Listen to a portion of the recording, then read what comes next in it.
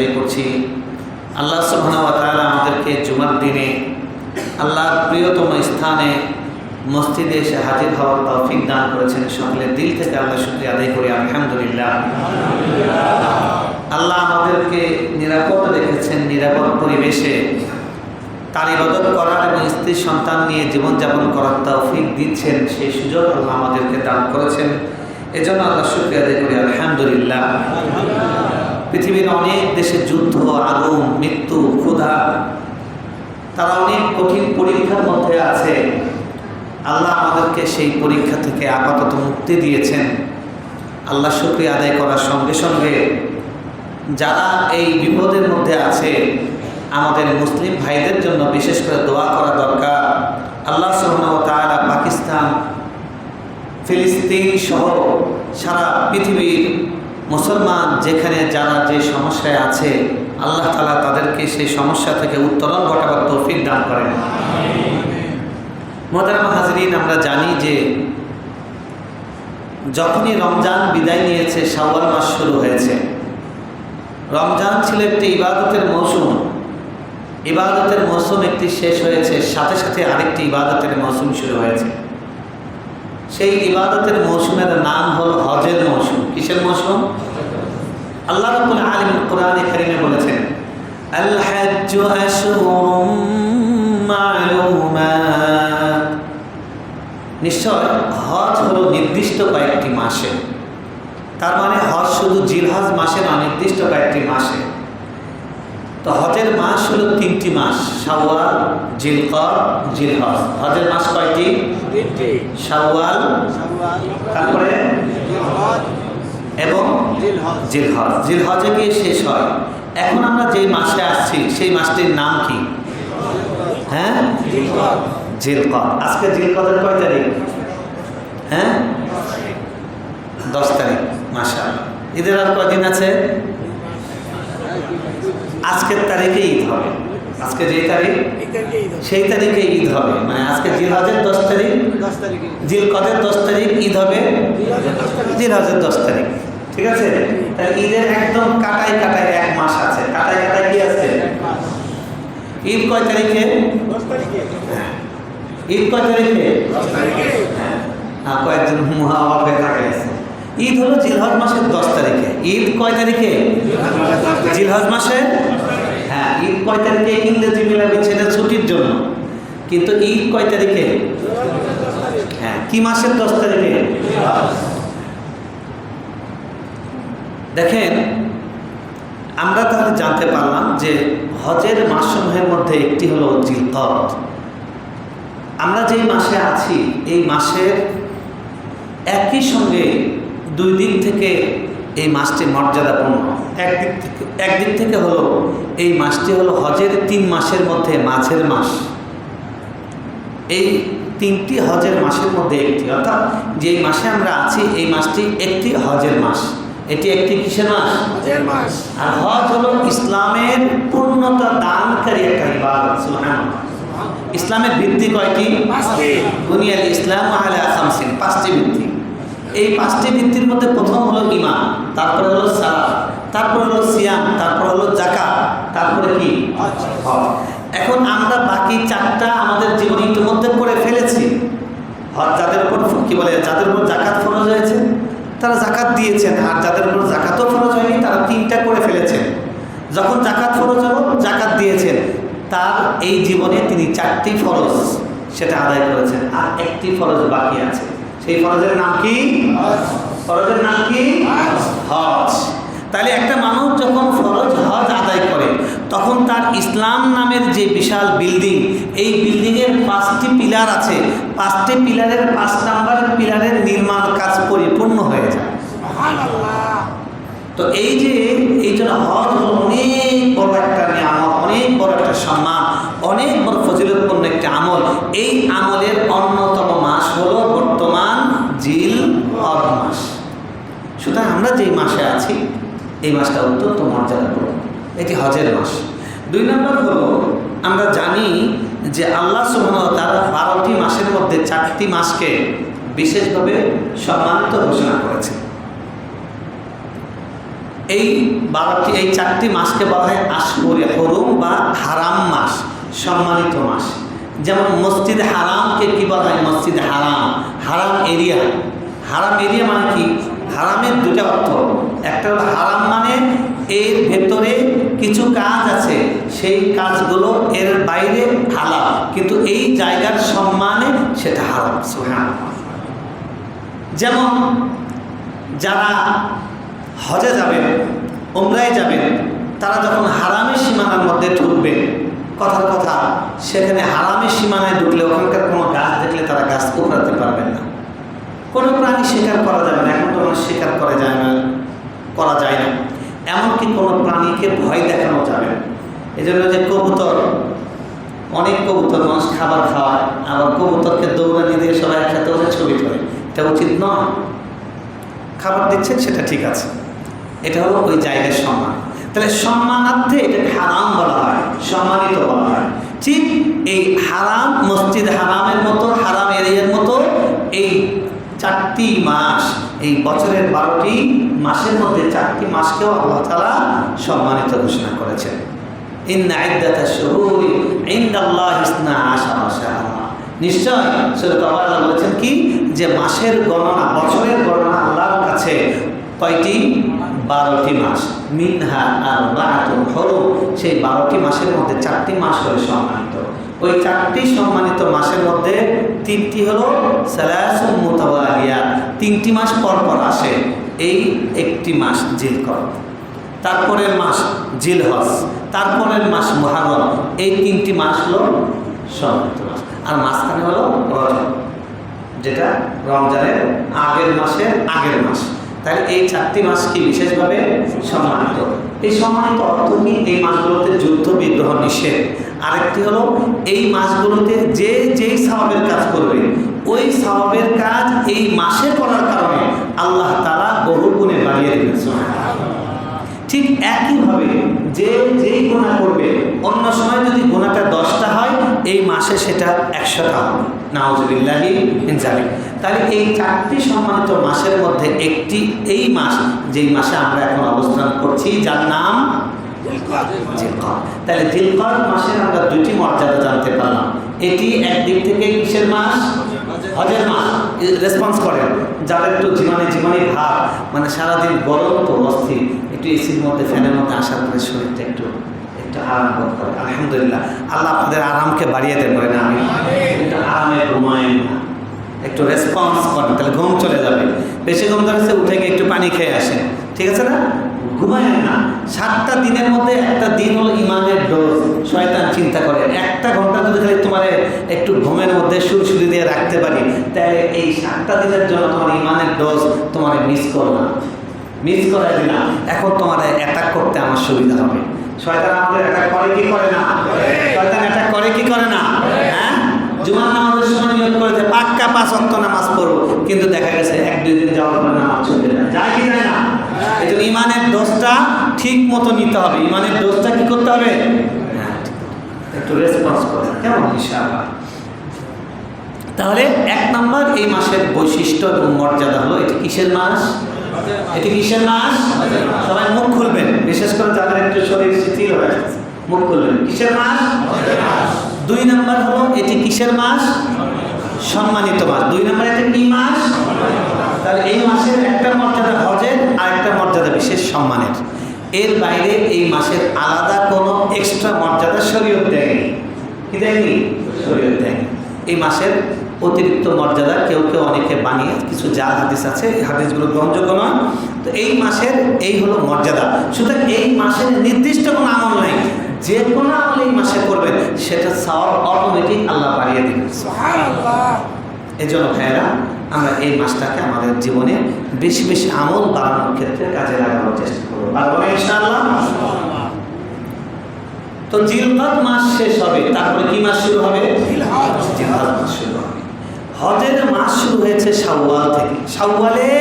শাওয়ালের 1 তারিখ থেকে যে কেউ ইহরাম করে হুদুদে হারামের মধ্যে, হারাম সীমানার মধ্যে ঢুকতে পারবেন এবং এই ইহরাম দিয়ে উনি হজ পর্যন্ত যেতে পারবেন। কেউ যদি ইফরাত হজ করে তা করতে পারবেন। এর আগে যদি করে তাহলে তাকে হারামের বাইরে গিয়ে আবার নিয়ত করে আসতে হবে। তার মানে হজের নিয়তটা শাওয়াল থেকে ওপেন হয়, শাওয়াল জিলহজ, এটা গিয়ে শেষ হবে 10-এ 11ই জিলহজ, শয়তানকে পাথর মারার মাধ্যমে এটা শেষ হবে। এই মাসের পরে যে মাস আসবে ওই মাসে হলো হজের মূল কাজ। হজের মূল কাজ 5 দিন। কয়দিন? কয়দিন? তাহলে 5 দিন মূল কাজ, কিন্তু এটা নিয়ত করা বা এই কাজের মধ্যে প্রবেশ করা, এই ইবাদতের মধ্যে প্রবেশ করা, এটার অনুমতি আছে শাওয়ালের 1 তারিখ থেকে, আরও 2 মাস আগে থেকে। আমরা এখন যার 2য় মাসে অবস্থান করছি। হজ এমন একটি ইবাদত, একটু আগে আমরা বললাম হজের 1 নম্বর মর্যাদা ইতিমধ্যে আমরা জেনে গিয়েছি যে হজ হলো সেই ইবাদত যে ইবাদত ইসলামের 5টি ফাউন্ডেশনের একটি। 5টি ফাউন্ডেশনের একটি। কেউ যদি অস্বীকার করে যে হজ এটা ফরজ নয়, হজ এতগুলো টাকা খরচ করে আমি সৌদি সরকারের টাকা দিব কেন, এরকম গোয়ার ঘাওড়া মূর্খ জ্ঞান পাপি আছে কি নাই? আছে কি নাই? এক কথা বলেন, ছিল কি ছিল না? মন্ত্রিত্ব চলে যায় নাই? হ্যাঁ, আছে কি নাই? আছে। তো এই কেউ যদি এটাকে অস্বীকার করে, সে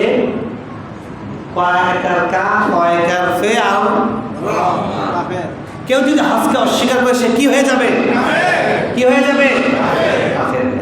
তাহলে হজের 1 নম্বর বিষয় আমরা বুঝলাম যে হজ এটি হলো ইসলামের 5 স্তম্ভের একটি। ইসলামের 5টি স্তম্ভ আছে, অর্থাৎ পুরা ইসলামের সব কিছু, ইসলাম জন্ম থেকে মৃত্যু পর্যন্ত একটা মানুষের সব কিছুর ব্যাপারে ইসলাম নির্দেশনা দেয়, ইসলাম শিক্ষা দেয়, ইসলাম পরিশুদ্ধ করে, ইসলাম আমাদেরকে সৌন্দর্য দান করে। এই যে পুরা ইসলামটা, এই ইসলামটা দাঁড়িয়ে আছে যেমন আমাদের হাতের 5টি আঙ্গুল, ওরকম ইসলামের 5টি স্তম্ভ। এই 5টি স্তম্ভকে পূর্ণতা দান করে হজ। ঈমান, নামাজ, রোজা, যাকাত, হজ। হ্যাঁ, তাহলে হজের 1 নম্বর ফজিলত হলো ইসলামের 5 স্তম্ভের একটি কি? হজ। রাসূল সাল্লাল্লাহু আলাইহি সাল্লামকে বিদায় হজে এক সাহাবী দাঁড়িয়ে গেলেন, ইয়া রাসূলুল্লাহ সাল্লাল্লাহু আলাইহি সাল্লাম, হজ কি আমাদের সবার উপরে ফরজ? উনি উত্তর দিলেন, না, যার উপর সামর্থ্য আছে তার জন্য শুধু ফরজ। উনি বললেন, এটি কি প্রতি বছর ফরজ? তখন নবী সাল্লাল্লাহু আলাইহি ওয়াসাল্লাম চুপ করে থাকলেন। পরে আবার প্রশ্ন করলেন, উনি চুপ করে থাকলেন। উনি তার প্রশ্নটাকে অ্যাভয়েড করলেন, উত্তর দিলেন না। তাহলে বোঝা গেল বিচক্ষণ মুফতি যিনি, তিনি সব প্রশ্নের উত্তর দেবেন না, দিতে উনি বাধ্যও নন। বরং কখনো যদি মনে করেন যে প্রশ্ন এমন করা হয়েছে অবান্তর, অনাকাঙ্ক্ষিত, এই প্রশ্নের উত্তর এখানে না দেওয়াটাই বুদ্ধিমত্তা, তাহলে তখন উত্তর না দেওয়াটাই হলো বুদ্ধিমত্তার কাজ। আমরা তো সবাই সব জানতা সংশেষ, সব প্রশ্নের উত্তর দিয়ে দিই, ঠিক না? এটা ঠিক নয়।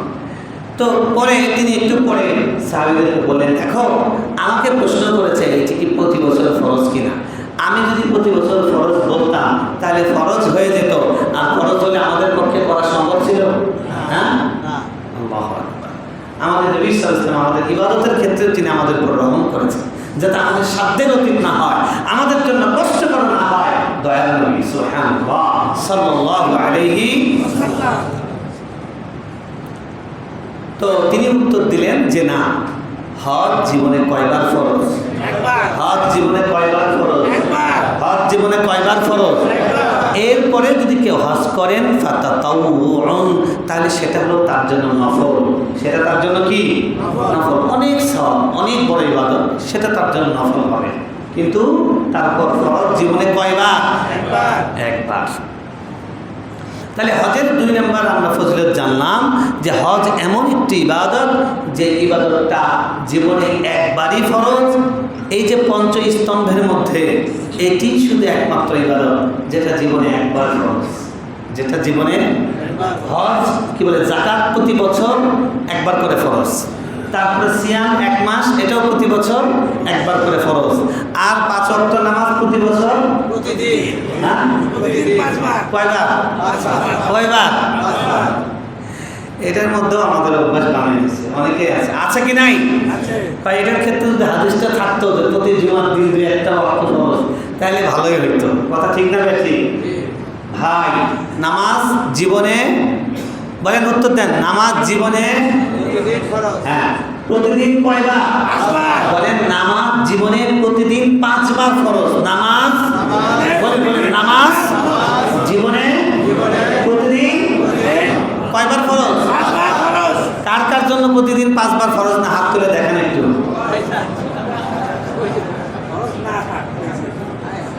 বুঝতে পারছেন ঘটনা? শোনেন, ভুল করে বলে হাত তুলছেন যারা নামাজ পড়েন, কিন্তু যারা নামাজ পড়েন না তারা কিন্তু শিয়ানা পাবলিক, তারা হাত তোলে নেই। কথা ঠিক না ঠিক? ভাইরা, আল্লাহর কাছে কি উত্তর দেবেন আপনারা? আপনারা আল্লাহর কাছে কি উত্তর দেবেন? আপনারা নামাজ পড়েন না, আবার নিজেদেরকে বড় বড় কথা বলেন এবং নিজেদেরকে মুসলমান বলেন। কিয়ামতের দিন কোন লজ্জায় কোন মুখে উঠবেন আপনারা? আল্লাহ নবী সাল্লাল্লাহু আলাইহি ওয়াসাল্লাম বলেছেন, যারা নামাজ পড়ে না তারা কিয়ামতের দিন কার সাথে উঠবে?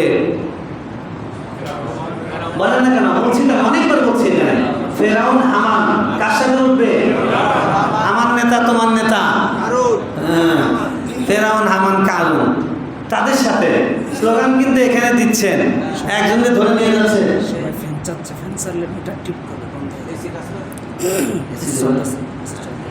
একটু ধৈর্যের সাথে বসেন। হ্যাঁ, অনেকেই আমরা কিন্তু প্রতিদিনই দেখি যে যখন নিচে থেকে কেউ আসে, ওই যে সিঁড়ি দিয়ে ওঠার সময় কিন্তু একটু শরীরটা হাঁপিয়ে ওঠে, একটু গরমটা বেশি লাগে।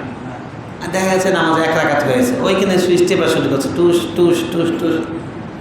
একটু সবর, এসে 2 মিনিট বসেন, নামাজ পড়েন, আস্তে আস্তে ঠান্ডা হয়ে যাবে। কারণ এখানে অলরেডি ঠান্ডা হয়ে গেছে, সবাই ইশারা করতেছেন মাথার উপরে ফ্যানটা চালু করেন। তো এই জন্য সবাই আগে আমার মাথার উপরে ফ্যানটা বন্ধ করেন। এত আরাম দরকার নেই ভাই, এত আরাম দিয়ে কি করবেন? আরাম হবে জান্নাতে। আরাম কোথায় হবে? জান্নাতে। 3 নম্বর হাদিস, রাসূল সাল্লাল্লাহু আলাইহি সাল্লাম তিনি বলছেন, আল্লাহ নবী সাল্লাল্লাহু আলাইহি সাল্লাম অনেকগুলো ফজিলত বলেছেন হজের জন্য। সেই ফজিলতগুলোর মধ্যে কয়টা আমরা বলবো? অল্প কয়েকটা বলি। আল্লাহ নবী সাল্লাল্লাহু আলাইহি সাল্লাম বলছেন, আবু হুরায়রা রাদিয়াল্লাহু তাআলা আনহুর বর্ণনা, সহিহ বুখারী এবং মুসলিমের হাদিস, মান হাজ্জা লিল্লাহি ফালাম ইয়ারফুস ওয়া লাম ইয়াফসুক রাজাআ কায়াউমি ওয়ালাদাতহু উম্মু। যে ব্যক্তি আল্লাহর জন্য হজ করতে যাবে, কার জন্য বলেন? কার জন্য বলেন? আল্লাহর জন্য। হ্যাঁ, আল্লাহর জন্য হজ করতে যাবে। শর্ত আছে, কার জন্য? আল্লাহর জন্য। আমাদের নামাজ কার জন্য? আল্লাহর জন্য। আমাদের রোজা কার জন্য? আল্লাহর জন্য। আমাদের কুরবানি কার জন্য? হ্যাঁ, ফাসাল্লি লিরাব্বিকা। হ্যাঁ, ফাসাল্লি লিরাব্বিকা, নামাজ পড়ো কার জন্য? কুল ইন্না সলাতি, বলো আমার নামাজ, ওয়া নুসুকি, আমার হজ এবং কুরবানি, ওয়া মাহইয়ায়া, আমার জীবন, ওয়া মামাতি, আমার মৃত্যু, লিল্লাহি, কার জন্য? এজন্য আমরা তাকবীর বলি, লিল্লাহে লিল্লাহে। তাকবীর মানে কি? বরত্ব ঘোষণা করা। তাকবীর মানে কি? তাহলে বরত্ব ঘোষণা কার হবে? নেতার না আল্লাহ? নেতার না আল্লাহ? স্লোগান দিবেন কার নামে? স্লোগান দিবেন কার নামে? হ্যাঁ, অমুক নেতা তমুক নেতা, ঠিক না? আগে যে পালায় যায় আপন জান বাঁচা, কথা ঠিক না ঠিক? নেতার নামে স্লোগান দিয়ে না, নেতা আগে কি করে? পালিয়ে যায়, ঠিক না? প্রধানমন্ত্রী গেছে, এখন প্রেসিডেন্টও গেছে, গেছে কি যায় নাই? গিয়েছে কি যায় নাই? তার মানে চাচা আপন জান। কোরআনে আল্লাহ 1450 বছর আগে বলেছেন যে ওই দিন মানুষ পালাবে তার নিজের বাপের কাছ থেকে, স্ত্রীর কাছ থেকে, সন্তানের কাছ থেকে, নিজের ভাইয়ের কাছ থেকে, কেউ কাউকে চিনবে না, কথা ঠিক না ঠিক? কেউ কাউকে দেখছেন নি? নারায়ণগঞ্জের আইরন লেডি কি করে? আমি কি অপরাধ করলাম? আমি কিচ্ছু করি নাই, আমি কারোর সাথে কোনো অন্যায় করি নাই। তার মানে দলের কোনো দায় উনি নিচ্ছেন না। শেষে আবার স্লোগান দিয়ে দিচ্ছে, নারায় তাকবীর আল্লাহু আকবার নাকি? হ্যাঁ, শেষে যেটা বলে সেটাই বলছে। বড় কিন্তু মরার সময় হাত তুলে ওইটাই বলে, কথা ঠিক না ঠিক? কবরের মধ্যে বলো বুবু, কথা ঠিক না ঠিক? বুবুজান কবরের মধ্যে ওইটাই বলেন, বিসমিল্লাহি আলা মিল্লাতি জয় বাংলা। তাহলে ফেরেশতাও জয় বাংলা করে দিবে, বুঝছেন তো? ফেরেশতা দিয়ে জয় বাংলা করবে, সেটা কিরকম? ওই যে 32 নাম্বার জান্নাতে পড়ছে সেরকম, মানে বাড়ি উপরে পিছনে ডানে বামে সব জায়গায় বাড়ি, কথা ঠিক না ঠিক? স্লোগান মুসলমান শুধু দিবে আল্লাহ লিল্লাহে লিল্লাহে। এই গলা আল্লাহ দিয়েছেন, আল্লাহর জন্য ফাটাবো, আর কারোর জন্য না, কথা ঠিক না ঠিক? কথা ঠিক না ঠিক? বলছেন যে যে ব্যক্তি আল্লাহর জন্য হজ করবে, কার জন্য? সুতরাং হজ করতে যাচ্ছেন, এটা খুব বেশি ফাটানোর বিষয় নয়। আপনি জীবনের প্রথম ইহরাম করছেন, এখন নিজ দায়িত্বে সুন্দর করে সেলফিখানা তুললেন, নিজ দায়িত্বে ফেসবুকে দিয়ে দোয়া চাইলেন। আপনি দোয়া চান কেন? আপনি গিয়ে দোয়া করবেন মিয়া, আপনি কিসের দোয়া চান? আপনি দোয়া চাইতেছেন মানে শয়তান বলতেছে নেক্সট সুরতে শয়তান, নেক্সট সুরতে ঢোকা। শয়তানের নেক্সট সুরতে ঢোকাচ্ছে মানুষের কাছে একটু ইহরামের ছবিটা দিয়ে একটু চাই দোয়া, দোয়া চাওয়া তো ভালো কাম। আচ্ছা, বুঝতে পারছেন কথা? শয়তান নেক্সট সুরতে ধোকা দিচ্ছে। শয়তান কি সুরতে ধোকা দিচ্ছে? নেক্সট সুরতে ধোকা। বোঝেন তো? আমাদের ওস্তাদ বলছিলেন যে হুজুরকে মানে পীর সাহেবকে যে শয়তান ধরে, ওই শয়তানও কিন্তু পীর। সাধারণ মানুষকে যে শয়তান ধরে, সে শয়তান সাধারণ। সাইকুল হাদিসকে যে শয়তান ধরে, হ্যাঁ সেও কিন্তু সাইকুল হাদিস শয়তান। শয়তান থেকে আমরা কেউ নিরাপদ? আল্লাহ নবী সাল্লাল্লাহু আলাইহি ওয়াসাল্লাম ছাড়া পৃথিবীর কেউ নিরাপদ নয় শয়তান থেকে। এই জন্য আমরা কেউ নিজেকে নিষ্পাপ নিষ্কলুষ মনে করব না। সবসময় নিজের ব্যাপারে আল্লাহর কাছে ভয় করব। সবসময় নিজের ব্যাপারে আল্লাহর কাছে কি করব? সবসময় বলবো যে আমি অপরাধী, আমার অপরাধটা কি? এই ডায়লগ যেন কারো মুখে না আসে। আপনার অপরাধ কোনটা না সেটা বলেন। কথা ঠিক না বে ঠিক? কথা ঠিক না বে ঠিক? হ্যাঁ। তাহলে হজের 3 নম্বর ফজিলত নবী সাল্লাল্লাহু আলাইহি ওয়াসাল্লাম বলছেন, যে ব্যক্তি আল্লাহর জন্য হজ করে, যে ব্যক্তি কার জন্য হজ করে? আল্লাহর জন্য। নিয়ত আল্লাহর জন্য, ঠিক আছে, কয় নিয়তটা ঠিক আছে, তবে টাকা তো দিছে হজ এজেন্সিতে। আমি এত দোয়া দরুদ শিখতে পারতাম না, আমি এত কিছু বুঝতাম না। ওই মুআল্লিম যে আছে, মুআল্লিমের লেজ ধরে পাগড়ি ধরে হাত ধরে ঘুরে ঘুরে হজ করব। এই স্বপ্ন দেখেন না। ওইখানে হাসরের ময়দান, চাচা আপন জান বাসা, ওইখানে আরেক দৃশ্য। আরেক বাপ ছেলেরে হারা ফেলায়, বউ স্বামীরে হারায় ফেলায়। মুআল্লিম আপনি খুঁজে পাইলে তো, মুআল্লিমই তো আপনার খুঁজে পাবেন। কথা ঠিক না বেটি? হজে যাওয়ার আগে শিখে যান, হজ শিখে যান। আপনি ওই 7 লাখ টাকা খরচ করছেন, মুআল্লিমদের কিনে নেন নাই। এজেন্সি আপনার হজের ইবাদত কবুল হওয়ার কোনো গ্যারান্টি নেয়নি এবং গ্যারান্টি দিতেও পারবে না। আপনার গ্যারান্টি আপনার কাছে। আপনার হজটা লিল্লাহে, কার জন্য? আল্লাহর জন্য করতে হবে। 2 নম্বর হলো আপনার এই হজটাকে শিখতে হবে। আজকে আমার দেশে আমি ছেপেছি, আমরা প্রকাশ করেছি আলেমদের পরামর্শ। 4 জন আলেমের স্কলার মতামত দিয়েছেন যারা হজে যাচ্ছেন তাদের জন্য কি করা উচিত। হজটা শেখা উচিত। যারা সৌদি আরব ইতিমধ্যে পৌঁছে গিয়েছেন কিংবা যারা পৌঁছে যাননি, ফ্লাইটের অপেক্ষায় আছেন, ভালো করে বুঝেন। ইউটিউব থেকে আলাদা আলাদা করে একদম বুঝে নেন যে কিভাবে ইহরাম করতে হয়, কিভাবে তাওয়াফ করতে হয়, কিভাবে সাই করতে হয়, উকুফে আরাফা বলতে কি বোঝায়, মিনায় অবস্থান বলতে কি বোঝায়, সব কিছু টিউটোরিয়াল সুন্দর মতো ফেসবুকে কি বলে ইউটিউবে দেওয়া আছে। এগুলো দেখেন, বই পড়েন, আলেমদের আলোচনা শোনেন। হজে যাওয়ার আগে, বিমানে ওঠার আগে আপনার কাছে যেন একদম ক্লিয়ার ছবি থাকে যে এই ঘটনা অমুক দিন এই হবে, অমুক জায়গা থেকে ওই যাব, ওখানে আমি মুআল্লিমকে শেখাবো, মুআল্লিমের কাছে মুহতাজ হব না। বোঝা গেছে? যারা যারা হজে যাওয়ার নিয়ত করেছেন এবং সামনে হজে যাবেন নিয়ত করছেন, হজ শিখে তারপর হজে যাবেন। কথাটা মনে থাকবে তো ইনশাআল্লাহ। এরপরে আলেমদেরকে দরকার হবে, কিছু কিছু জিনিস বোঝা যায় না, মাসালা জিজ্ঞেস করবেন, সুযোগ আছে। এই জন্য যে এজেন্সিগুলোতে বিজ্ঞ আলেমরা যায়, বড় হুজুর বলি নাই, কি বলছি আমার শব্দটা? আমি কি বলেছি শব্দটা? কারণ বড় হুজুর হলো আপনার আমার দৃষ্টিতে পেট মোটা, দাড়ি লম্বা, আর হলো কি পাগড়ি লম্বা, এটা হলো বড় হুজুর। ইসলামের দৃষ্টিতে উনি বড় হুজুরও ছোট হইতে পারেন, ছোট হুজুরও বড় হুজুর হইতে পারেন। এটার সাথে এই জিনিসগুলোর কোনো সম্পর্ক নেই। বোঝা গেছে কথা? বড় নয়, বিজ্ঞ আলেম যেগুলোতে, যেই এজেন্সিগুলোতে যান তাদের সঙ্গে যাবেন।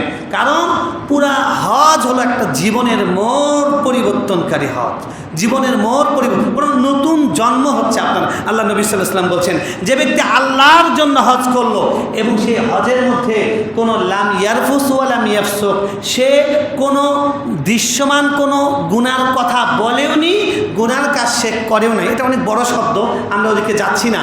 সেটাকে সারমর্ম যদি করা হয় যে এই হজের মধ্যে সে মুখ দিয়েও কোনো গুনার কথা বলেনি এবং তার আচরণে, তার কর্মের মাধ্যমে কোনো গুনার কাজ করেনি, অর্থাৎ সে কোনো রকম গুনার কাজ দৃশ্যত স্বেচ্ছায় সজ্ঞানে করেনি।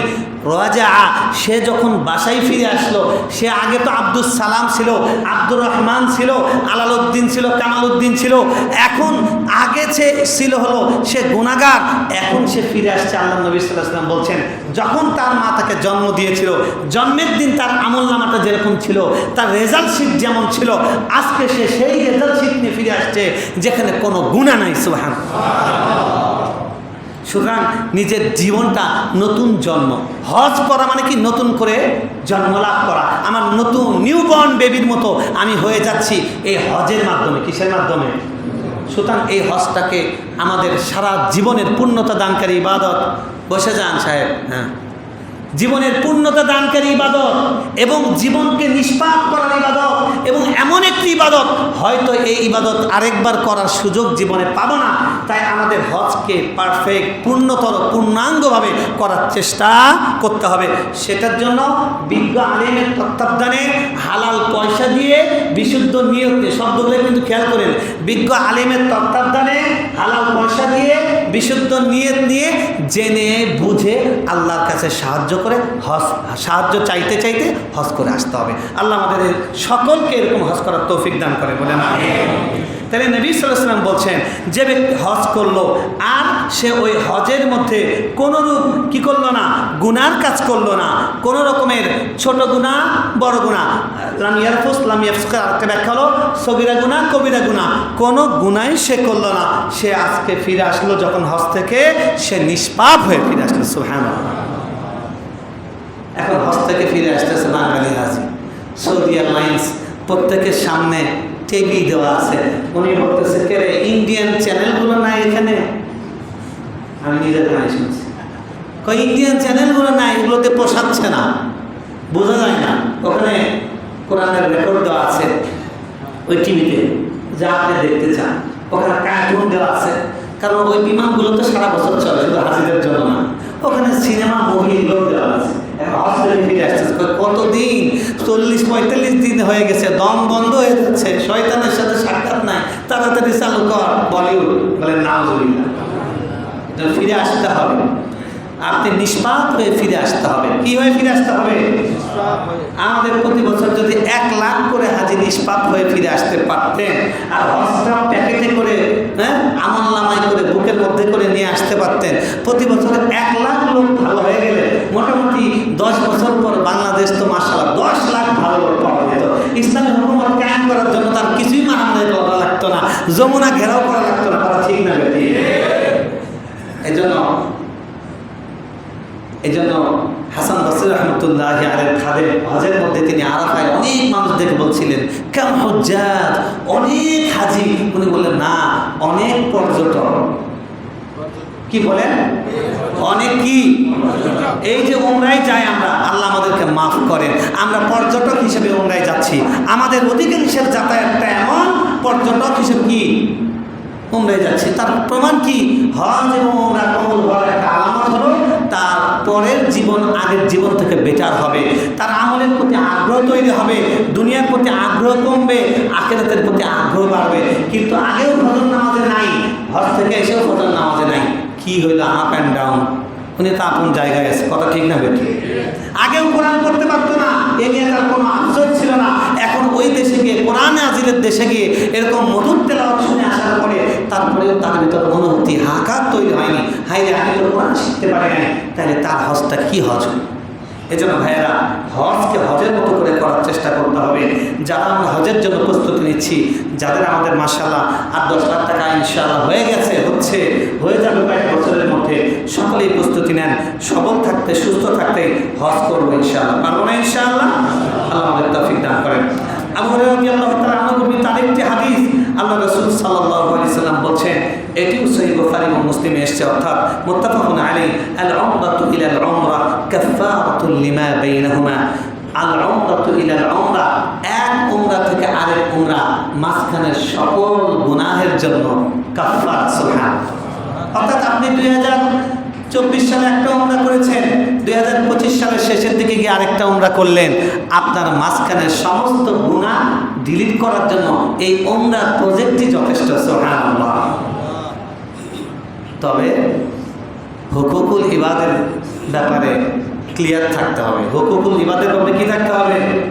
শ্রমিকদের টাকা মেরে দিয়ে, পাওনাদারদের টাকা মেরে দিয়ে, তারপরে মহল্লার মধ্যে দাদন ব্যবসা করে জুয়ার আসর করে দিয়েছে, সিনেমা হল করে দিয়েছে, বাসা ভাড়া দিয়েছে, যেখানে থেকে স্বামী স্ত্রী পরিচয় দিয়ে থাকতেছে, জেনা করতেছে, জানার পরে উনি কিছু বলে না। আছে কি নাই টঙ্গিতে? আছে কি নাই?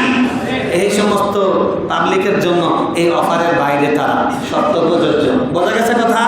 আল্লাহ নবী সাল্লাল্লাহু আলাইহি ওয়াসাল্লাম বলছেন, আল উমরাতু ইলাল উমরা কাফারাতুল লিমা বাইনাহুমা। এক উমরা থেকে আরেক উমরা মাঝখানের সমস্ত গুনাহের জন্য কাফারা। সুবহানাল্লাহ। ওয়াল হজ্জুল মাবরুর লাইসা লাহু জাযাউন ইল্লাল জান্নাহ। আগের হাদিসে শুনলাম হজ করে আসলেন, নিষ্পাপ হয়ে আসলেন। এবার হাদিস আল্লাহ রাসূল সাল্লাল্লাহু আলাইহি ওয়াসাল্লাম বলছেন, আর যে ব্যক্তি মাবরুর হজ করবে, অর্থাৎ মাকবুল হজ করবে, আল্লাহর কাছে কবুল হওয়ার মতো গুণাবলী সম্পন্ন কোয়ালিফাইড হজ করবে, ওই ব্যক্তির জন্য পুরস্কার, একমাত্র পুরস্কার জান্নাত। সুবহানাল্লাহ। তাহলে নিষ্পাপ হলেন, এরপরে যাবেন কোথায়? জান্নাতে। নিষ্পাপ হলেন, এরপরে যাবেন কোথায়? জান্নাতে। সুবহানাল্লাহ। সুতরাং যদি আমাদের হজকে মাবরুর, আমরা হজ করলে আগের হাদিসে জানলাম সেটার মধ্যে রফাস, ফুসুক, সগীরা গুনাহ, কবিরা গুনাহ, দৃশ্যমান গুনাহ, অদৃশ্য গুনাহ কোনোটাই করা যাবে না। অদৃশ্য গুনাহ কি? ওইখানে বসে বসে ওই হোটেলের ওয়াইফাই, ওখানে বসে বসে সিরিয়াল দেখে। আমাদের অনেক মা বোন আছে এই মামলার আসামি। আবার অনেকে বসে বসে ওখান থেকে আবার মনে করেন বিভিন্ন সিনেমা টিনেমা দেখে সময় কাটে না। এ আগের দিকে যারা হজে যায়, আল্লাহ মাফ করুন, অবস্থা খারাপ। হজের আগে 1 মাস, যে 1 সপ্তাহ পর্যন্ত না একদম মানে আল্লাহর ঘরে আসছি, এরপরে খেতাবালি ডাল ভাত হয়ে যায়। এরপরে কি হয়ে যায়?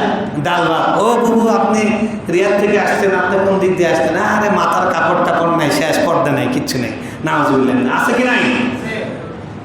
ভাই, আল্লাহ নবী সাল্লাল্লাহু আলাইহি ওয়াসাল্লাম বলছেন, যে ব্যক্তি মাবরুর হজ করবে, সাধারণ হজ না, কি হজ? হ্যাঁ, শব্দটা বলেন, কি হজ?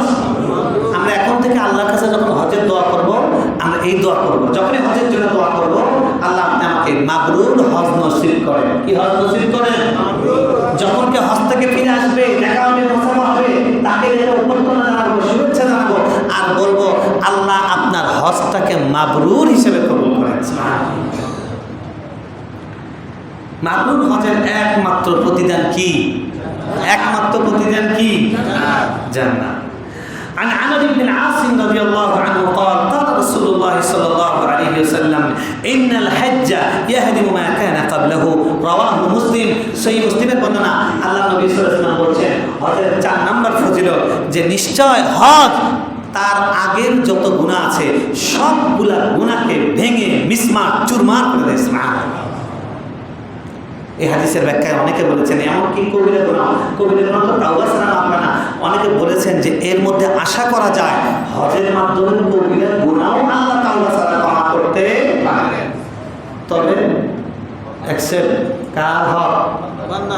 ওই যে বোনের জমি যে কম দিয়েছেন, হ্যাঁ, জামার বাড়িতে পাইছস, বিয়ে দিয়েছি 10 লাখ টাকা দেয়, আমার তোর জমি চাষ, জমি দিবি ভালো কথা, এরপরে কিন্তু আর এদিকে আসিস না, এদিকে কোনো দেখা সাক্ষাৎ করার দরকার নেই। আমাদের অধিকাংশ পাবলিকের অবস্থাতে, অধিকাংশের অবস্থাতে ঠিক না? তারপরে আবার আসামি আমরা আছি, বইয়ের মহারণা আছে কি নাই? এখানে বইয়ের মহারণা কয়জন দিয়েছেন, পরিশোধ করেছেন? হাত তোলেন তো দেখি। মাশাআল্লাহ, মাশাআল্লাহ। আমার আব্বারা জিজ্ঞেস করছিলাম আমার সামনে, আব্বা আপনি কি মহারণা দিয়েছিলেন? কয় দিয়েছি তো। আম্মা কয় না, শেষ হয় নাই, পুরোটা দেয় নাই। আব্বাকে কি ব্যাপার, তুমি কয়বার চাও? তো তোমার ভালো না, ছেলেরা বড় হয়ে গেছে, আবার ডাবল চাও নাকি? ভাইয়া, এটাও কিন্তু আমাদের ঋণ, এটা যেন আমাদের মাথায় থাকে। আমাদের স্ত্রীদের মহারানা, এটা তাদের কি প্রাপ্য? কি ঋণ, এটা তাদের হক। এই হককে দিয়েছেন। নারীবাদী যারা আছো, তোমরা আমাদেরকে নারীবাদ শেখাতে এসো না, আমাদের রাসূল আমাদেরকে শিখিয়ে গেছেন সাল্লাল্লাহু আলাইহি ওয়াসাল্লাম। এরপরে আব্দুল্লাহ ইবনে মাসউদ রাদিয়াল্লাহু তাআলা বলেন, রাসূলুল্লাহ সাল্লাল্লাহু আলাইহি ওয়াসাল্লাম ইরশাদ করেছেন, তাবিউ বাইনাল হজ্জ ওয়াল উমরা ফাইন্নাহুমা ইউনফিয়ানিল ফাকর ওয়াজ যুনুব কামা ইউনফিল কিলু খাবাসাল হাদিদ ওয়াদ যাহাব ওয়াল ফিদ্দা। সুবহানাল্লাহ। আল্লাহ নবী সাল্লাল্লাহু আলাইহি ওয়াসাল্লাম বলেন, আল্লাহ নবী সাল্লাল্লাহু আলাইহি ওয়াসাল্লাম বলছেন, আব্দুল্লাহ ইবনে মাসউদ রাদিয়াল্লাহু তাআলা আনহু বর্ণনা, আল্লাহ নবী সাল্লাল্লাহু আলাইহি ওয়াসাল্লাম বলছেন, তোমরা হজ এবং উমরা বারবার করতে থাকো, পালাক্রমে করতে থাকো। হজ উমরা একবার হজ ফরজ, কিন্তু সামর্থ্য থাকলে, সুযোগ থাকলে কি করতে থাকো? বারবার করতে থাকো। কেন? আল্লাহ নবী সাল্লাল্লাহু আলাইহি ওয়াসাল্লাম এটার ফজিলত বলে দিয়েছেন।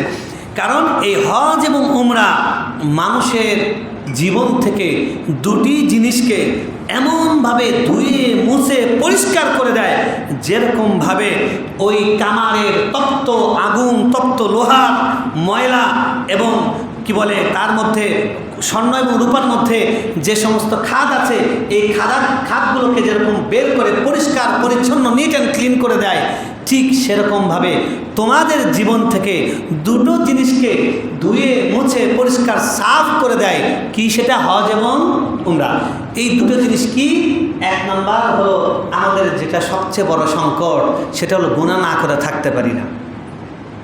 আমাদের জীবনে সবচেয়ে বড় সংকট কি? আমরা গুনাহ ছাড়া থাকতে পারি না, গুনাহ ছাড়া থাকতে পারি না। মসজিদে আসি ইবাদত করার জন্য, গুনাহ মাফ করার জন্য, এখানেও গুনাহ হয়। হজ করতে যাই ইবাদত করার জন্য, গুনাহ মাফ করার জন্য, ওখানে গিয়েও গুনাহ হয়। তাহলে আমাদের গুনাহ মাফ দরকার।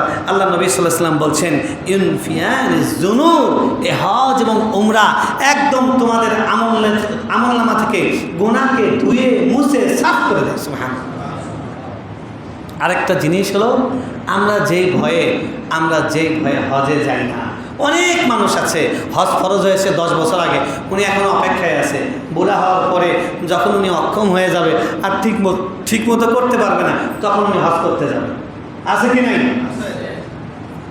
মনে রাখবেন, হজ কিন্তু আলাল ফাওর ওয়াজিব, ফরজ। এটা তৎক্ষণাৎ ফরজ। গত জুমায় আমরা বলেছিলাম কয়টা কাজ তাড়াতাড়ি করতে হবে, তার মধ্যে একটা এই হজও ছিল। ফরজ হয়ে গেছে, এখন দেরি না করা, রিটায়ারমেন্টের জন্য অপেক্ষা না করা। তো সুতরাং হজের ব্যাপারে যেন আমাদের অলসতা না থাকে। তো নবী সাল্লাল্লাহু আলাইহি ওয়াসাল্লাম বলছেন, আমরা ভয় করি যে হজে গেলে টাকা খরচ হবে, এতগুলো টাকা। আল্লাহ নবী সাল্লাল্লাহু আলাইহি ওয়াসাল্লাম বলছেন, অভাব দূর করে দেয়। হজ এবং উমরা আমাদের জীবন থেকে একটা হলো গুনাহকে ধুয়ে মুছে সাফ করে দেয়, আমাদের জীবন থেকে অভাবকে, দারিদ্র্যকে দূর করে দেয়। সুবহানাল্লাহ। এই জন্য বারবার উমরা যায়। যারা উমরায় যান, হজে যান, তারাই শুধু জানেন। অন্যরা খালি দেখে দেখে দর্শক কাতার থেকে, দর্শক সারি থেকে বলতে থাকে, বারবার যাওয়া লাগে কি, এটা কি ফ্যাশন নাকি? না, আপনি যে দেখেন কি মজা। সুবহানাল্লাহ। 1 লাখ টাকা খরচ করলে যে পিউরিফিকেশন কলবের মধ্যে আসে, আমলনামার মধ্যে আসে, এবং ইমানের যে ভেতরে শক্তি তৈরি হয়, ইমানের যে মজা এবং স্বাদ পাওয়া যায়, এটা পৃথিবীর আর কোথাও পাওয়া যায় না। যে ঘুরে ঘুরে মানুষকে সে যায়, হজ উমরা করতে যায়। তো নবী সাল্লাল্লাহু আলাইহি ওয়াসাল্লাম বলছেন, বারবার হজ উমরা করে তাদের আমলনামা থেকে, তাদের জীবন থেকে অভাবও দূর হয়ে যায় এবং কি দূর হয়ে যায়? গুনাহ দূর হয়ে যায়। এই জন্য আলেমরা লিখেছেন যে প্রত্যেকটা মানুষ তারা হজ করার পরে তাদের সম্পদ বৃদ্ধি হয়। এটা প্রমাণিত। আমি আমার জীবনে এটা প্রমাণ পেয়েছি। প্রত্যেকেই, আমার ওস্তাদরাও বলেছেন, প্রত্যেকেই দেখবেন যে বিবাহের পরে আর হজের পরে আল্লাহ তাআলা রিজিকের মধ্যে কি দেন? বরকত দেন। অনেকে বলে বরকত তো পাই নাই। পাইবেন কোত্থেকে? বিয়ের আগে 13 বছর করছেন জেনা, বিয়ের পরে ওই বেটির উপরে করেন জুলুম, আপনি বরকত কোত্থেকে পাবেন? আছে কি নাই? দোষ তো ইসলামের না, দোষ না আমার। কথা ঠিক না বেঠিক? এবার আসেন, রাসূল সাল্লাল্লাহু আলাইহি ওয়াসাল্লাম আরেকটি হাদিসে ইবনে ওমর রাদিয়াল্লাহু তাআলা বর্ণনা, আল্লাহ নবী সাল্লাল্লাহু আলাইহি ওয়াসাল্লাম বলছেন, আল গাযী ফি সাবিলিল্লাহ ওয়াল হাজ্জ ওয়াল মু'তামির ওয়াফদুল্লাহ, যারা আল্লাহর পথের গাজী অর্থাৎ মুজাহিদ তারা, এবং যারা হজ করতে যায় এবং যারা উমরা করতে যায়, তারা হলো আল্লাহর প্রতিনিধি। সুবহানাল্লাহ। কার প্রতিনিধি? কার প্রতিনিধি? দাউম ফাজাবুহ, আল্লাহ তাআলা তাদেরকে ডেকেছেন, come to me, come to me. এই ডাকটা কে দিয়েছেন? আল্লাহ দিয়েছেন। কার মাধ্যমে? ওয়াজ্জিন ফিন নাস বিল হজ, হে ইব্রাহিম তুমি হজের আযান দাও মানুষদেরকে শোনানোর জন্য। সুবহানাল্লাহ। ওই কেউ যখন জীবনে হজ উমরা করতে যায়, তখন ওই আযানের জবাব দেওয়ার জন্য যায়। এই জন্য যাওয়ার সময় মুখে স্লোগান কি? লাব্বাইক। মুখে স্লোগান কি? লাব্বাইক মানে কি? Yes sir, present present present, আমি আসছি। আপনি ডাকছিলেন, আমি আসছি। রাসূল সাল্লাল্লাহু আলাইহি ওয়াসাল্লাম বলছেন, দাআহুম ফাজাবু, আল্লাহ তাদেরকে দেখেছেন, তারা এসে এখন উত্তর দিচ্ছে। উত্তরটা কি? লাব্বাইক। লব্বাইক আল্লাহুম্মা লব্বাইক লব্বাইক লা শারীকা লাক লব্বাইক ইন্নাল হামদা ওয়ান নি'মাতা লাক ওয়াল মুলক লা শারীকা লাক। সবাইকে আল্লাহ এই তালবিয়াটা বলতে বলতে আল্লাহর ঘর দেখার তৌফিক দান করেন, আমিন। বারবার তৌফিক দান করেন, জীবনে প্রতি বছর যাওয়ার তৌফিক দান করেন। আল্লাহ তারপরে বলছেন আল্লাহ নবী সাল্লাল্লাহু আলাইহি ওয়াসাল্লাম বলছেন ওয়াসআলু ফাআতাহুম। এই লোকেরা অর্থাৎ যারা মুজাহিদ, যারা হজকারী, যারা উমরাকারী, এই তিনটা শ্রেণী, তাদেরকে আল্লাহ ডেকেছেন, আল্লাহর ডাকে তারা সাড়া দিয়েছে এবং তারা আল্লাহকে ডেকেছে, আল্লাহর কাছে চেয়েছে। আল্লাহ নবী সাল্লাল্লাহু আলাইহি ওয়াসাল্লাম বলছেন আল্লাহ তাআলা তাদেরকে ফাআতাহুম, আল্লাহ তাদেরকে দিয়েই দিয়েছেন। সুবহানাল্লাহ। যে হজের দোয়াগুলো আপনারা খেয়াল করে দেখেন, হজে গিয়ে যে যা দোয়া করেছেন বিশেষ বিশেষ সময়ে মিলিয়ে দেখেন যে যা চাইবেন তা পাইবেন। তার এই দুনিয়াতে একটা প্রকৃষ্ট নজির হলো হজ। আল্লাহু আকবার। যারা মুজাহিদ আছে, যারা জিহাদরত আছে, তারাও এটার মধ্যে শামিল। আমাদের পাকিস্তানের সৈনিকদেরকে, হামাস ফিলিস্তিনের সৈনিকদেরকে আল্লাহ তাআলা এদের মধ্যে অন্তর্ভুক্ত হওয়ার তৌফিক দান করেন, বলেন আমিন। আমার এরকম অনেক ফজিলত আছে। যাই হোক, মোট কথা হলো হজের মাসে আমরা ইতিমধ্যে প্রবেশ করেছি, এই মাসটারও মর্যাদা আমরা রক্ষা করব। আর হজ এমন একটি ইবাদত, যেই ইবাদত মানুষকে নিষ্পাপ বানিয়ে দেয়, যেই ইবাদত মানুষের জন্য জান্নাত কনফার্ম করে, যেই ইবাদত মানুষকে আল্লাহর মেহমান বানায়। এই জন্য সৌদি বাদশাহ, সৌদি আরবের নাগরিক, তাদের সব জায়গায় তারা হুজ্জাজ না, তারা বলে দুয়ুফুর রহমান। দুয়ুফুর রহমান কি বলে? দুয়ুফ হলো দাইফুনের বহু বছর। দুয়ুফ মানে গেস্ট। এরা হলো আল্লাহ গেস্ট অফ রহমান, এরা দয়াময় আল্লাহর মেহমান। সুবহানাল্লাহ। হাজিরা কার মেহমান? আল্লাহ। হাজিরা কার মেহমান? আল্লাহ মেহমান। এটি এত বড় কথা। কালকে একটা কিতাবে পড়লাম যে এমনকি স্বামী স্ত্রী একসঙ্গে হজে গিয়েছে, বলে যে ওইখানে গিয়েও তো স্বামী সাহেবের অভ্যাস, ঠ্যাঙের উপর ঠ্যাং তুলে দিয়ে খায়।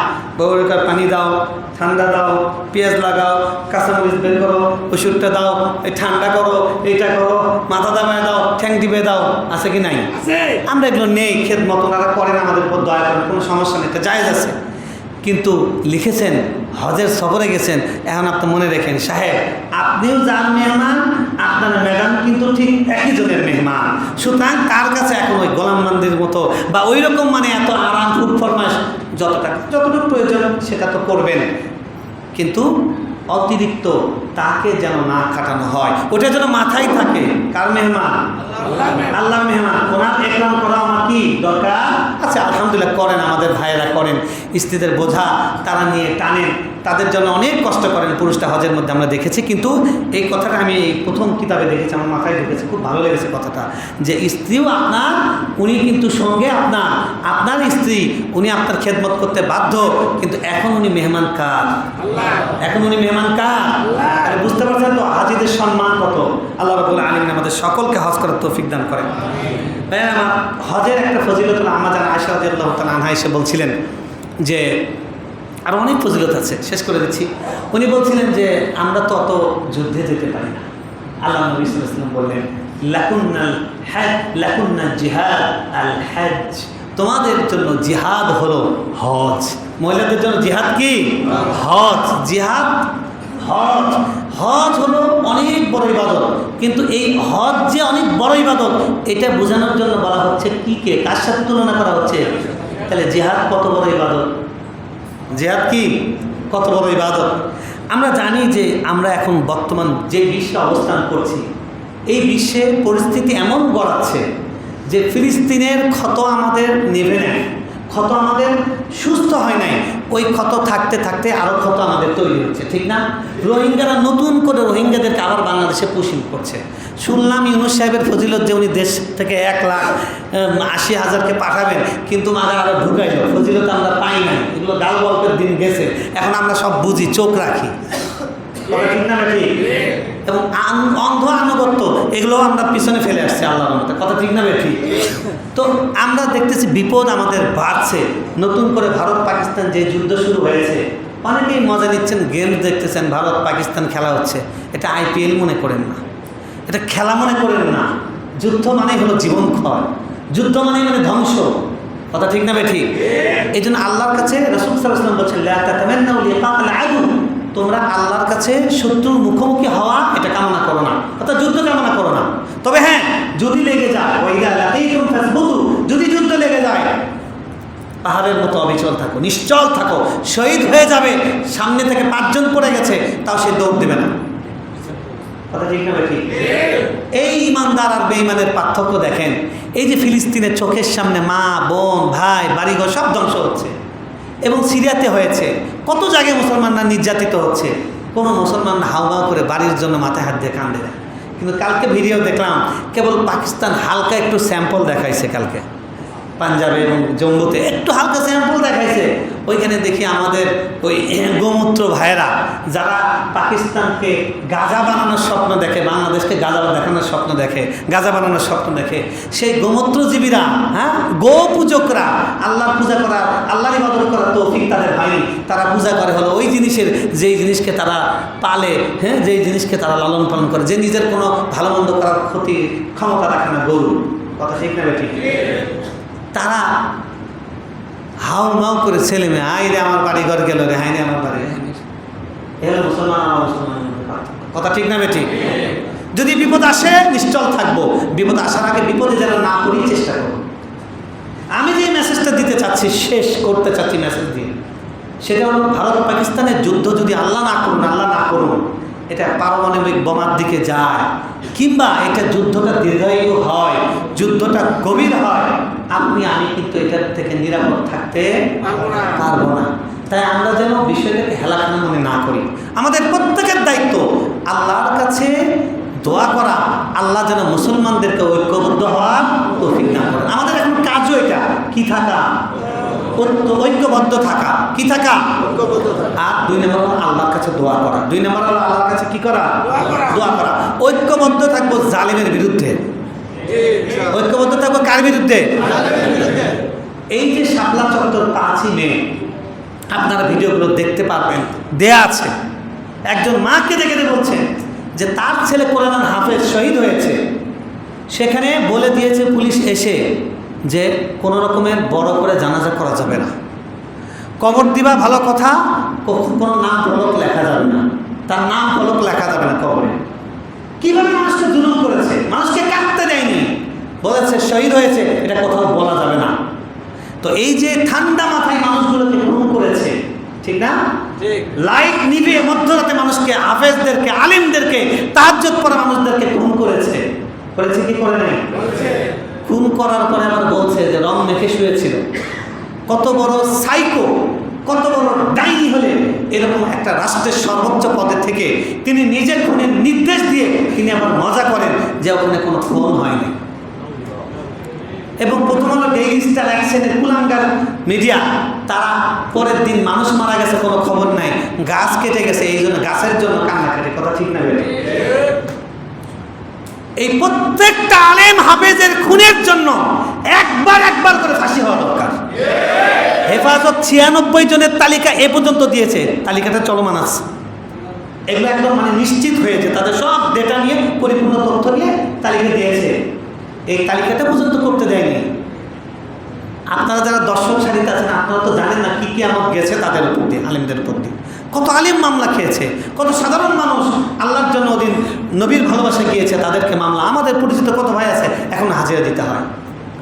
তো এই সমস্ত জালেম খুনি, তাদের ব্যাপারে যাদের সফটনেস তৈরি হয়ে গেছে, মাত্র 8 মাসে এদের মস্তিষ্কের সুস্থতা নিয়ে আমাদের সন্দেহ।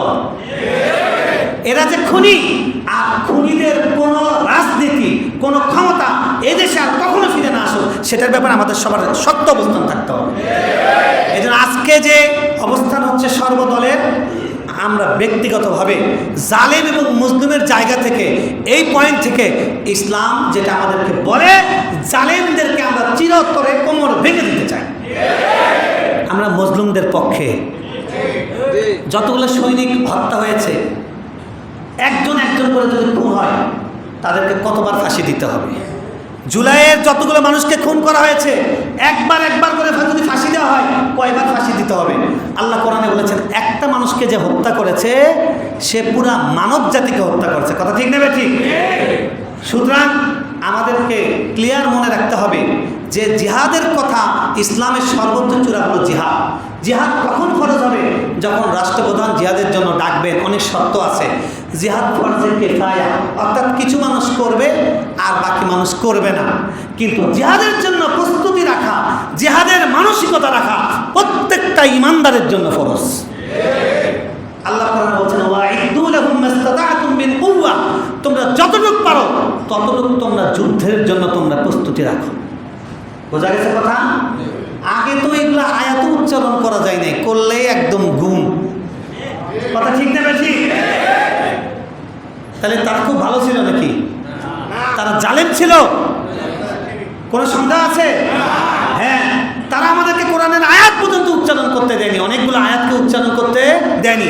আজকে ভারত পাকিস্তান যুদ্ধ লিখেছে, ভাগ্য ভালো, ছাত্রদের কৃতজ্ঞতা প্রকাশ করা উচিত। এখন ফেসবুকে মজা নিতে পারতেছেন, পাকিস্তান এতগুলো মারছে, ভারত ধ্বংস হোক। যদি উনি থাকতেন, আপনাদেরকে ধরে নিয়ে যাওয়া হতো। কার বিরুদ্ধে কস? রাখি বন্ধনের সম্পর্ক। গুলি পড়ে কাশ্মীরে, দিল্লিতে, কলেজের মধ্যে, এখানে ভোটে। কথা ঠিক না বেঠি? তো সুতরাং জালেমদের ব্যাপারে পুরা জাতির ঐক্যবদ্ধ থাকতে হবে। আল্লাহর নবীর মহাব্বতে আমরা রাস্তায় যদি নামতে হয় আরো 1000 বার নামবো। আমাদের কেনা টাকায় কোনো অস্ত্র যেন আমাদের দিকে কোনো সরকারি পেট্রোল বাহিনী তাক করতে না পারে। এবং স্পষ্ট অ্যাজ এ মুসলিম আপনার এই অবস্থানটা ক্লিয়ার থাকতে হবে যে যারা আলেমদেরকে রাতে লাইট নিভিয়ে নিরীহ মানুষদেরকে, যারা নিরস্ত মানুষদেরকে হত্যা করেছে, হত্যার আদেশ দিয়েছে, এরা জালেম, এবং জালেমের হলো বিচার করা ফরজ। জালেমের বিচার করা কি? এই কনসেপ্টে যদি কারো দুর্বলতা থাকে, বুঝবেন যে আপনার ঈমান এখন হাঁটুর নিচে না, কবজির নিচে আছে। কথা ঠিক না ঠিক? এই বিষয়টা যেন আমরা ঠিক থাকি। আর যে কথাটা বললাম, আমাদেরকে মানসিকভাবে জিহাদের জন্য প্রস্তুত হতে হবে। আমাদের দেশে যদি আবার হামলা করে, আপনি দেখেছেন, আজকে সকালে রিপোর্ট দেখেছি আমি, কলকাতার টেলিভিশনের ভিডিও ক্লিপ, তারা রিপোর্টে বলছে যে পাকিস্তান বাংলাদেশ থেকে ভারতে অ্যাটাক করার জন্য প্রস্তুতি নিচ্ছে, বিভিন্ন ঘাঁটি তৈরি করছে। গুজব কাহাকে বলে? খায় গোবর আর বানাই হলো গুজব। বলেন, খায় কি আর বানায় হলো কি? পুরা পৃথিবীতে গুজব মিডিয়া, এই ভারতের মতো অশিক্ষিত মূর্খ গবর মুখা, এদের মতো পৃথিবীতে আর কোনো মিডিয়া পৃথিবীর কোথাও নেই। অস্ত্র তাদের ফেলে দিয়েছে, ক্ষেপণাস্ত্র রাফায়েল। ফ্রান্স বলতেছে আমাদের অস্ত্র ধ্বংস হয়েছে, আর ওনাদের পত্রিকার মধ্যে বলতেছে পাকিস্তান মিথ্যা কথা বলতেছে। গোবর আর কাকে বলে? গোবর আর গোস্তের পার্থক্য এখানে। কথা ঠিক না বেঠি? যুদ্ধ করবি কর। যুদ্ধের প্রথম হামলা করেছে মসজিদে। তো সুতরাং এখানে যারা প্রথম হামলা শুরু করেছে মসজিদ দিয়ে, এরপরেও না আমি পাকিস্তানকে ঘৃণা করি, না আমি একটা বিশেষ দল করি, কারণ রাখি বন্ধনের সম্পর্ক আমার মায়ের সাথে, আপার সাথে, এই জন্য আমি ভারতের পক্ষে। এই সমস্ত অমুসলিম, এগুলো মুরতাদ, এগুলো মুনাফিক। আপনি বাংলাদেশে ইমানদারদের মধ্যে থেকে কুরবানির সময় গরু গোস্ত করবেন, কাটবেন, প্রস্তুতি নিচ্ছেন, আর বসে বসে আপনার ভারত মাতা কি জয়ের স্বপ্ন দেখতেছেন। আপনি কি মার্কা মুসলমান মিয়া? কথা ঠিক না ঠিক? চারপাশে এরকম গরু খায় গোস্ত, কিন্তু মাথার মধ্যে গোবর, এরকম অনেক মুসলমান আমি দেখতে পাচ্ছি। আছে কি নাই? তওবা করেন। কি করেন? তওবা করেন। আজরাইল কিন্তু যে যমুনায় যেরকম সব একসাথে ঢুকছে, আপনার আশপাশে আজরাইল ঢুকতেছে। এই যে তওবা করেন, তওবা করে এখনো সুযোগ আছে, তওবার দরজা খোলা আছে। খবরদার কোনো খুনির পক্ষে, কোনো জালিমের পক্ষে কোনো রকম জাস্টিফাই করবেন না। যারা জাস্টিফাই করবে, আমরা এই চেহারাগুলোকে চিনে রাখবো ইনশাআল্লাহ। ফেরেশতারা তাদের বক্তব্য রেকর্ড করে রাখছে, এদের ভিডিও দেখাবে কিয়ামতের দিনে ইনশাআল্লাহ। আমরা আমাদের সব নামাজে বেশি বেশি করে দোয়া করব, আল্লাহ যেন এই মুশরিকদেরকে, যেই মুশরিকরা একটা মুসলিম জনপদকে গাজা বানাতে চায় এবং আমাদেরকে গাজা বানাতে চায়, যারা বাংলাদেশকে গাজা বানাতে চায়, এটার পক্ষে যেই বাংলাদেশের নাগরিক নিবে, ওর নাম হলো মরহুম আল্লামা দেলোয়ার হোসেন সাইদি রহমতুল্লাহ আলাইহি বলেছেন, সুন্দর শব্দ, কি রাজাকার বলে গেছেন, কি শুনে না, ভারতীয় রাজাকার। এই সমস্ত দোপায়া জন্তুকেই বলে ভারতীয় রাজাকার, যারা বাংলাদেশে বসে বসে ভারতের জয়ের স্বপ্ন দেখে। কথা ঠিক না? সুতরাং আমরা যেন আমাদের অবস্থানটা ক্লিয়ার থাকে।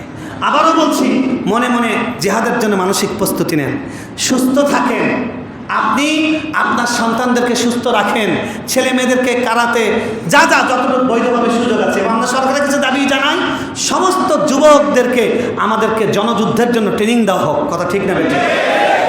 আমরা যেন প্রস্তুত থাকি। ইনশাআল্লাহ ওরা যখন আমাদের দেশের দিকে তাকায়, আসো দেখা যাবে গরুর গোস্তের শক্তি বেশি না গোবরের শক্তি বেশি সেটা দেখা যাবে। গোবরের সার মাটির নিচে আর গোস্তের শক্তি উপরে। কথা ঠিক না বেঠিক? আল্লাহ রাব্বুল আলামিন আমাদের সকলকে বোঝার তৌফিক দান করেন। আল্লাহর কথা, তোমাদের যতটুকু সামর্থ্য আছে জিহাদের জন্য প্রস্তুত নাও। আল্লাহ আমাদের সকলকে প্রস্তুত হওয়ার তৌফিক দান করেন। ওয়া আখিরু দাওয়ানা আনিল হামদুলিল্লাহি রাব্বিল আলামিন।